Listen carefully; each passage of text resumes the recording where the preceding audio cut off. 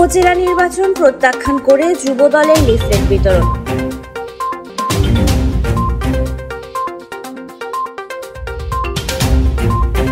ষষ্ঠ উপজেলা পরিষদ নির্বাচনকে প্রত্যাখ্যান করে ভোট বর্জনের আহ্বান নিয়ে রাঙ্গামাটিতে লিফলেট বিতরণ করেছে জেলা যুবদল। শনিবার সন্ধ্যায় রাঙ্গামাটি জেলা শহরের তবলছড়ি বাজারে লিফলেট বিতরণ করা হয়। কেন্দ্রীয় যুবদলের উপজাতি বিষয়ক সম্পাদক আবু সাদাত মোহাম্মদ সায়েমের নেতৃত্বে এই সময় যুবদলের ভারপ্রাপ্ত সভাপতি মোহাম্মদ নুরুন নবী, সহ সভাপতি আব্দুল মান্নান, জাফর উদ্দিন টুনু, জিয়াউল হক টিটু, যুগ্ম সম্পাদক মোহাম্মদ আলী স্বপন, সদর থানার যুবদলের আহ্বায়ক আনোয়ার হোসেন, নগর যুবদলের সদস্য সচিব কামাল উদ্দিন সহ অন্যান্যরা উপস্থিত ছিলেন। এই সময় সায়েম বলেন, এই অবৈধ সরকার নির্বাচনের পাতানো খেলা শুরু করেছে।